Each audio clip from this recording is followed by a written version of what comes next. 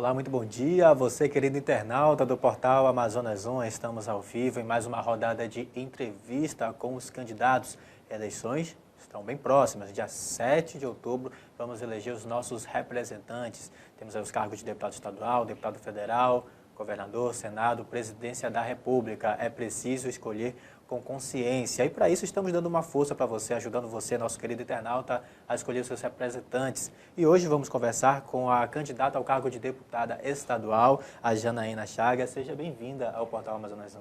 Eu fico muito feliz de poder falar com vocês internautas. Eu tenho certeza que a internet nessa eleição fará muita diferença, porque é importante que essa informação de qual é realmente a importância do deputado estadual, do federal, do senador, do governador e do presidente, que eles fazem diretamente na vida de cada um de nós. E a importância de vocês participarem. Muita gente não quer mais saber de política, não aguenta mais a política, mas se a gente não participar para tentar mudar e melhorar a nossa política, a gente vai continuar tendo tudo que a gente tem. Então eu convido vocês também para me conhecerem um pouco, para a gente conseguir essa transformação e essa renovação juntos. Obrigada a vocês que nos assistem e a oportunidade de estar aqui com vocês no Amazonas 1 hoje. Okay. A candidata Janaína Chagas é do PPS, é formada em Direito com pós-graduação em Propaganda e Marketing. É empresária, foi assessora política, advogada, profissional de marketing e mídias digitais e também já foi secretária estadual de Esporte, Juventude e Lazer, a SEGEL. Candidata, eu queria começar, na verdade, essa entrevista falando sobre essa situação que a senhora falou agora há pouco, na sua apresentação. O eleitor, a população, ela vive um momento assim de desconfiança com a política brasileira como um todo. Como mudar esse quadro com o qual os políticos se encontram de falta de confiança do eleitor? Bom, eu fico me perguntando de verdade, a gente que é jovem, que pela primeira vez é candidata, a gente enfrenta um desafio gigantesco quando senta para conversar sobre política, quando se depara nas ruas, nas caminhadas, com as pessoas completamente desacreditadas, desgostosas, não querendo falar sobre política. Eu me pergunto, os candidatos antigos, como é que estão enfrentando isso? Porque não tem sido fácil. Eu tenho conversado muito com a população, tenho ido buscar as informações e a realidade de cada bairro, de cada comunidade. Visitamos alguns municípios no interior do nosso estado e o que eu posso dizer e convocar as pessoas de bem para participar. Sem participar, a gente não consegue mudar, inclusive pode piorar. A verdade é que quanto mais pessoas de bem, quanto mais pessoas que poderiam contribuir de forma positiva, não quiserem mais saber de política, mais nós teremos políticos se aproveitando disso e indo para a política para benefício próprio. Então eu quero dizer a você que acredita que a política pode ser para o todo e que você pode contribuir com isso, porque é muito fácil a gente apontar o dedo para os outros, né? O difícil é a gente contribuir.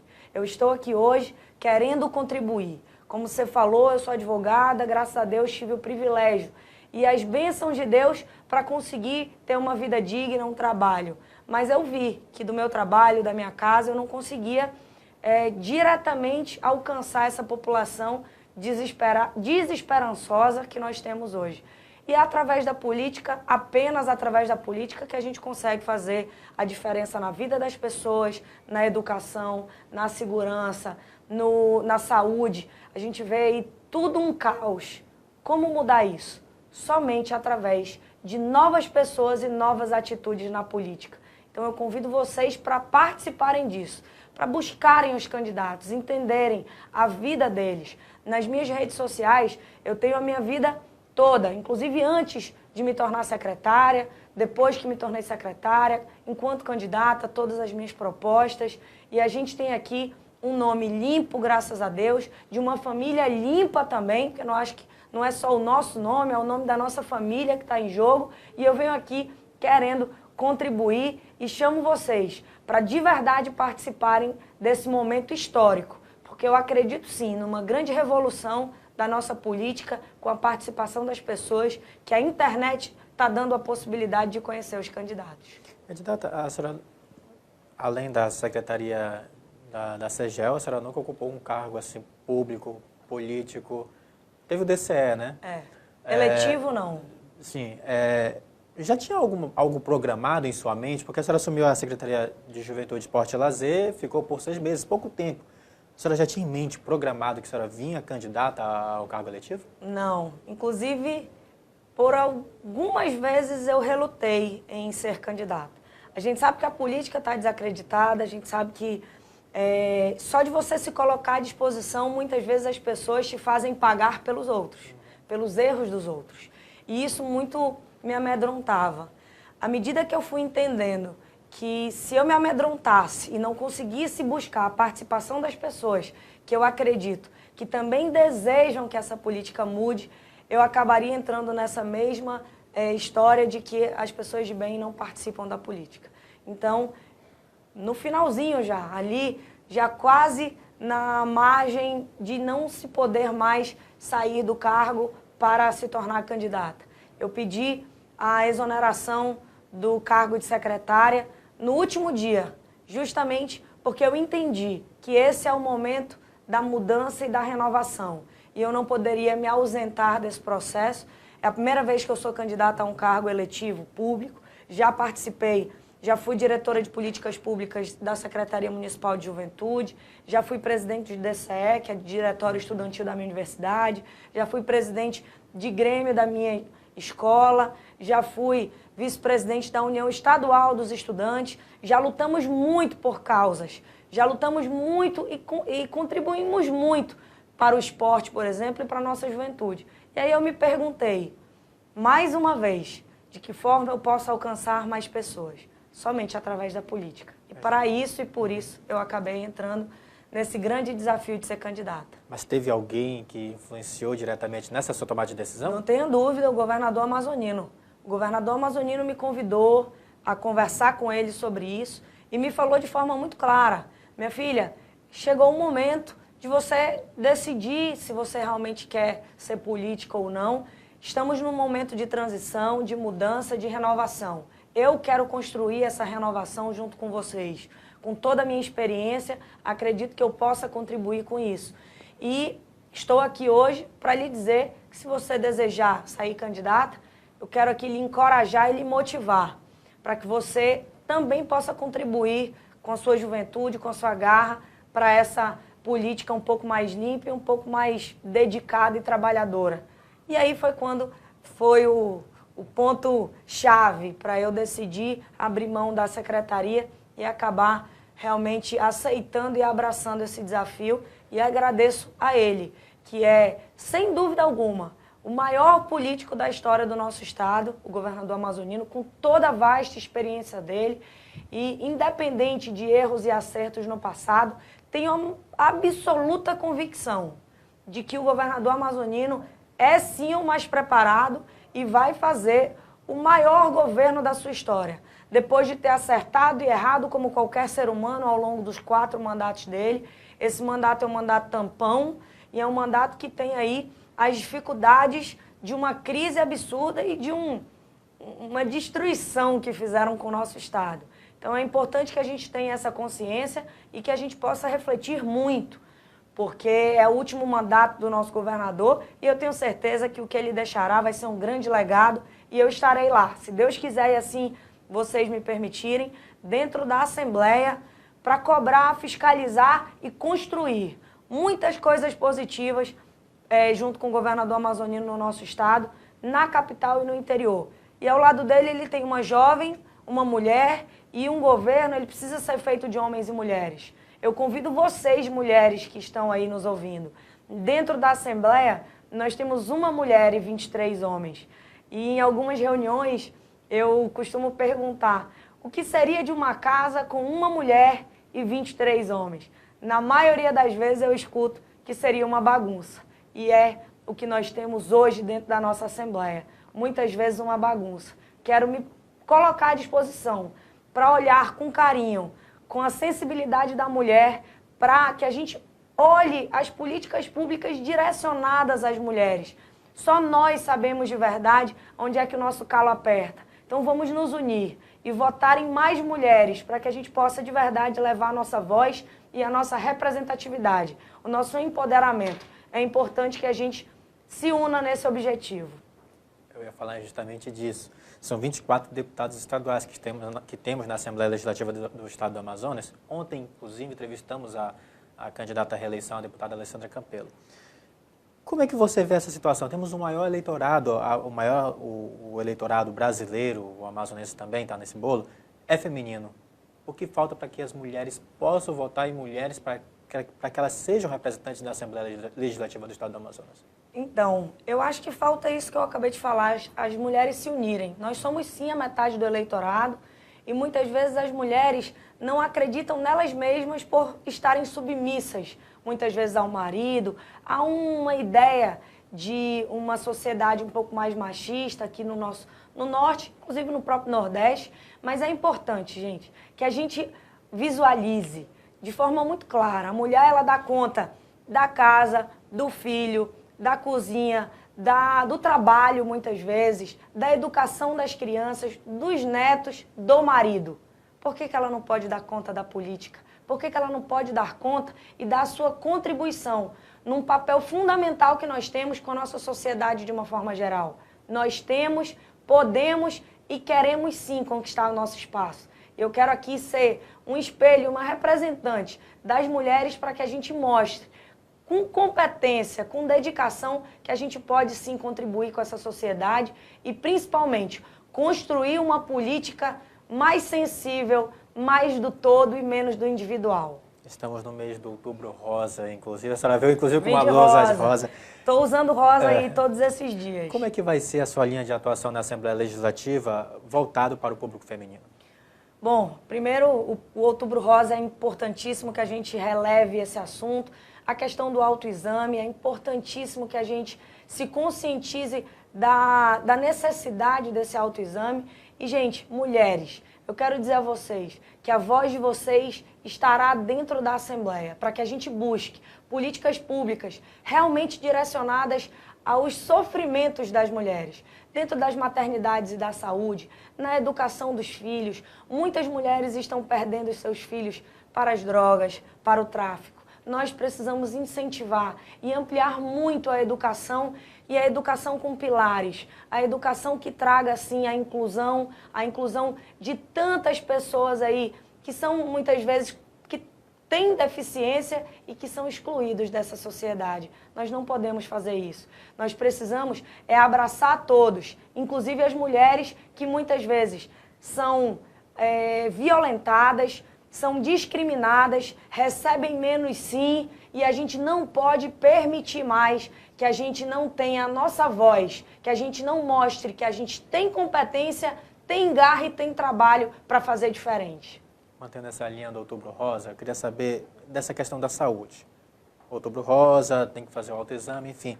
Mas a gente sabe que no estado do Amazonas existe uma dificuldade de atendimento. Às vezes você passa uma noite inteira numa fila de hospital, você demora para fazer exame, às vezes não tem medicamento. Como a senhora, como deputada, pode ajudar, não só as mulheres, o público geral, nessa questão da saúde, a ter uma saúde adequada, melhor, que as pessoas possam realizar os seus exames rotineiros de maneira melhor, mais adequada, vamos dizer assim? Bom, primeiro é importante que a gente fiscalize. Fiscalize aonde os nossos impostos de verdade estão sendo direcionados e de que forma que eles estão sendo utilizados e geridos. Isso é um compromisso meu para que a gente verifique dentro da saúde como estão sendo pagas as cooperativas, como esses hospitais estão recebendo esses medicamentos e de que forma estão utilizando, se os hospitais estão em pleno funcionamento e por que essas marcações de exame não estão acontecendo da forma como devem acontecer. Acredito que a nossa Suzane está muito defasada, o governador amazonino já está fazendo algumas ações para melhorar e ampliar a marcação de exames, a acelerar esse processo. A gente não pode jamais deixar que essa fila do SUS, é assim, a pessoa vai tentar marcar o exame, 3 meses para marcar o exame. Faz o exame. Para marcar a cirurgia é mais 3 meses. Quando chega na hora da cirurgia, o exame já ultrapassou a validade. Tem que fazer exame de novo, a pessoa morre e não consegue ser atendida. Então, gente, acredito que isso é modernização, muitas vezes a burocracia atrapalha muito, precisamos identificar quais são as leis que burocratizam esse processo e qual é o sistema mais adequado para colocarmos na Secretaria de Saúde. E isso é óbvio que não é feito diretamente por um deputado estadual, mas a gente pode contribuir com o nosso governador, que eu tenho certeza que tem um olhar dedicado para a saúde. Foi quem fez 97 hospitais no nosso estado, gente. Não há ninguém nesse estado que tenha feito mais do que o governador amazonino pela saúde. Na verdade, pelo estado de uma forma geral. Pela saúde, pela educação com as escolas de tempo integral, pela educação e pelos jovens através da UEA. A gente se pergunta como pode, ao longo de todo esse tempo, não ter tido ninguém que tenha feito tanto quanto nosso governador amazonino, que há 15 anos estava fora do poder. Indo para esse ramo da educação, já que a senhora tocou nesse assunto, inclusive sendo presidente em Grêmio Estudantil, enfim, como é que a senhora vê a atual situação da educação no estado do Amazonas como um todo, no interior principalmente, onde tem uma infraestrutura um pouco inadequada? Como trabalhar? Inadequada não, extremamente inadequada. Desculpa. Não, sem problema. Mas é porque, gente, a educação é a base de tudo. Não há nenhum país, nenhum estado desse universo cresceu e avançou sem investir em educação. E investir em educação não é somente investir em educação de forma científica. Nós precisamos investir em educação, investindo em esporte, investindo em cultura, investindo em tecnologia e modernidade. Porque hoje a tecnologia, o esporte e a cultura tiram os nossos jovens e as nossas crianças da ociosidade e fazem com que eles não entrem na criminalidade, no caminho das drogas, gente. Não haverá lá na frente dinheiro suficiente para investirmos em segurança pública se a gente só fizer sempre o paliativo. Se a gente não der oportunidade para essas crianças de encontrarem opções para fazerem alguma coisa, a gente vai sempre perder as nossas crianças para as drogas. O narcotráfico chegou, o tráfico está absolutamente sistematizado e, infelizmente, o nosso país e o nosso estado não estão preparados ainda tecnologicamente para enfrentar isso. É importante a gente investir em segurança pública imediata, mas é tão importante quanto, ou até mais importante, a gente investir na base. Porque lá na frente a gente vai ter pessoas capacitadas que vão buscar, sim, serem empreendedores em vez de ser empregados, porque os empreendedores, nós temos diversos aqui no nosso estado, eu não tenho a menor dúvida, mas eles não têm a oportunidade de empreender através de linhas de crédito, através inclusive de uma cultura, para que eles possam realmente abrir os seus próprios negócios e gerar mais empregos. Porque os jovens, gente, têm um potencial gigantesco no nosso estado, precisam de um ensino mais técnico também e ter oportunidade aí do primeiro emprego. Os jovens, muitas vezes, chegam lá com seu currículo, pedindo a oportunidade do primeiro emprego, a pessoa pede experiência. Como é que a pessoa vai pedir experiência se nunca deram a oportunidade dele mostrar que ele pode de verdade ser diferente, que ele pode dar o melhor dele e pode contribuir? Então, acredito que seja através de políticas voltadas realmente para isso que a gente vai conseguir fortalecer a educação. Todas as escolas do nosso estado deveriam ter um espaço para a prática esportiva e a atividade física e a prática cultural. Não há educação sem isso. É a cultura, é o esporte que formam o cidadão. É a cultura e é o esporte que disciplinam, quando em casa, muitas vezes, esses pais não tiveram isso antes e acabaram também não se disciplinando. E nessa educação a gente precisa ter a participação de psicólogos, a saúde mental é fundamental para o avanço da nossa sociedade. Um psicopedagogo para identificar qualquer tipo de deficiência, muitas vezes, às vezes transtorno de déficit de atenção, às vezes alguns graus de autismo, às vezes problemas de visão mesmo, que muitas vezes causam que os alunos sejam chamados de burros, causam os famosos bullying, e a gente acaba não conseguindo enfrentar isso porque não tem competência, muitas vezes, dentro das nossas escolas para enfrentar isso. Mas acredito muito que o nosso governador tem olhado com carinho acabou de lançar aí o Conquistar, o pré-vestibular gratuito, que vai, eu tenho certeza, alcançar muita gente. E eu estarei lá, se Deus quiser, para fortalecer essa área de mãos dadas com o nosso governador amazonino, para a gente botar a educação de volta no rumo certo. A senhora falou da questão do primeiro emprego. Seria uma hora de fechar parcerias?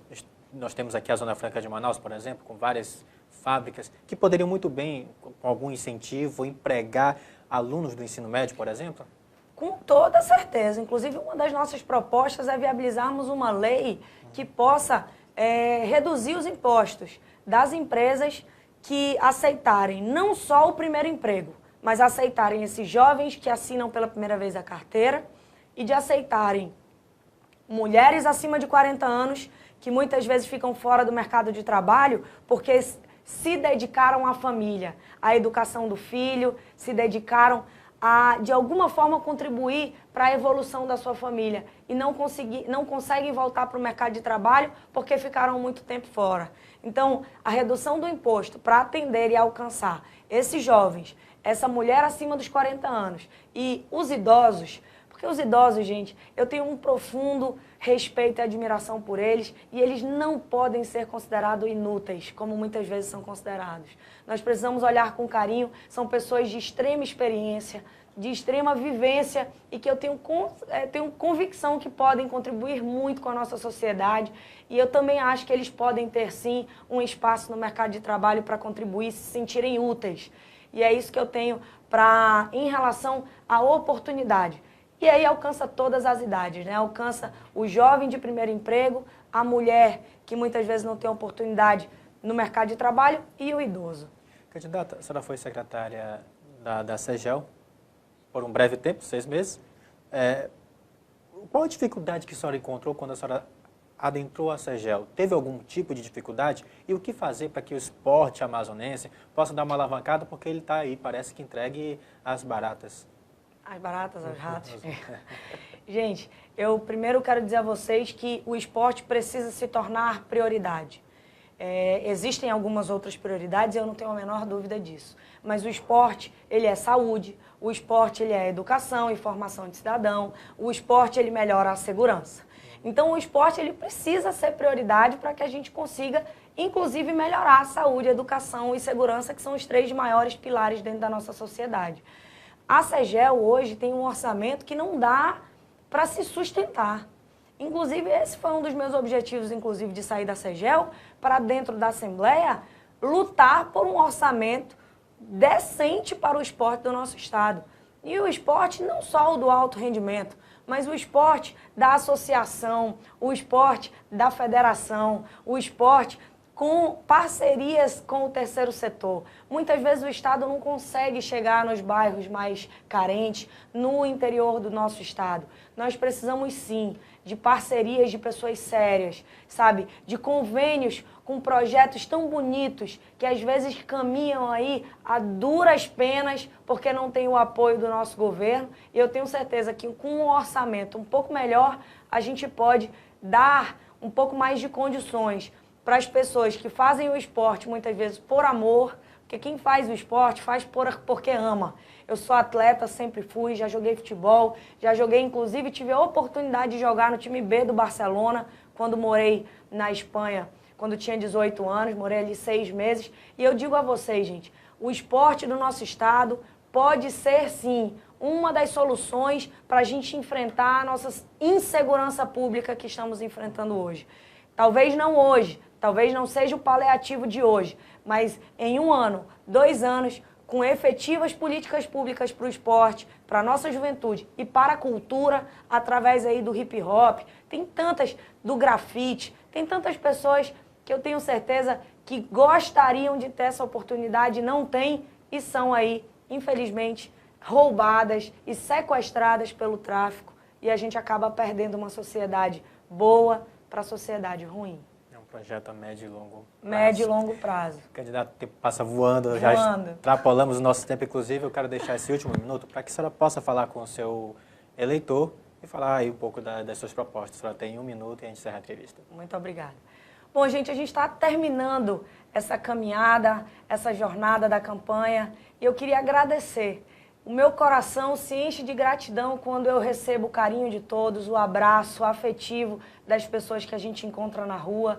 A renovação está nas nossas mãos. Eu peço a você que olhem as nossas propostas e que, se gostarem da gente, que a gente possa multiplicar esse voto. Converse com a família, com os amigos. Vocês têm uma participação fundamental. Muitos, milhares de amazonenses pegarão o santinho no chão no dia da eleição. Não permitam que isso aconteça. É a nossa vida, a vida de 4 milhões de amazonenses que está nas nossas mãos. Peço a vocês esse voto de confiança. Janaína Chagas, 23123, deputada estadual, neste domingo, dia 7 de outubro. Um beijo no coração de vocês, que Deus abençoe vocês, que Deus abençoe o nosso Amazonas e que Deus abençoe o nosso país. Muito obrigado, candidata, por ter recebido o nosso convite. Desejamos sorte no pleito que se aproxima. Agradeço. Posso agradecer mais uma vez a oportunidade de estar aqui com vocês, me colocar à disposição, independente do resultado, para que a gente possa construir uma política melhor. A gente tem que sempre participar. Então, estou aqui sempre à disposição de vocês. Obrigada. Muito obrigado mais uma vez, candidata. Essa entrevista você pode rever no nosso Facebook, em nossa página, e também em nosso site no amazonasum.com.br. Portal Amazonas 1, informação com qualidade.